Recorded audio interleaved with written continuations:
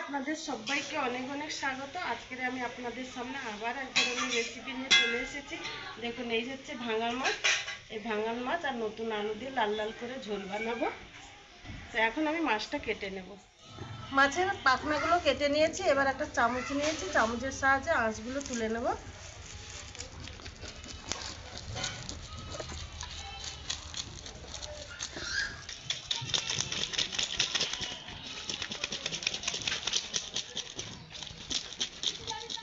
মাছের আঁশ ছাড়িয়ে নিয়েছি। এবার মাছটাকে পিস পিস করে কেটে নেব।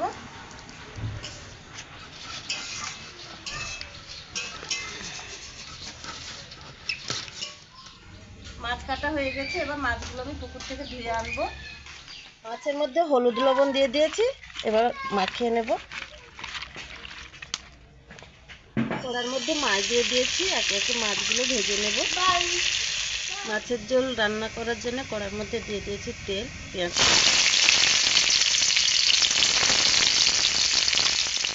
হালকা করে ভেজে নিয়েছি। এবার দিয়ে দিচ্ছি আদা রসুনের পেস্ট,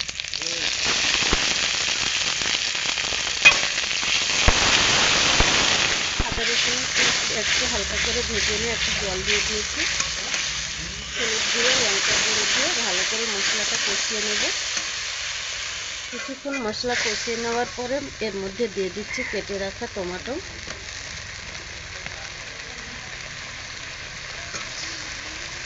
স্বাদ মতন লবণ।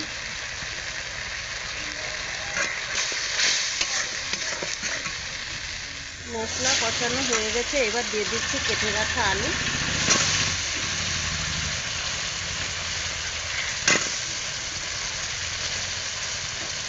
আলুটাকে মশলার সঙ্গে ভালোভাবে কষিয়ে নেব। মশলার সঙ্গে আলু ভালোভাবে কষিয়ে নিয়েছি। এবার আমি জল তুলে দেব।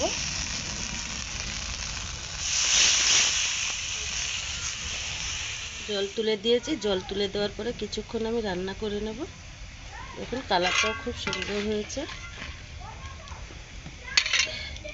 ঝোল ফুটে এসেছে। এবার একে একে মাছগুলো দিয়ে দেব। প্রথমে আমি মাথাগুলো দিয়ে দেব।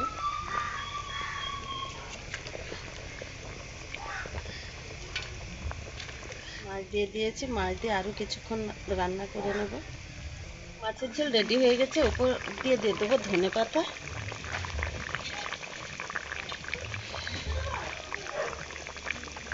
মাছের রেসিপি রেডি হয়ে গেছে। উপর দিয়ে দেবো গরম মশলা।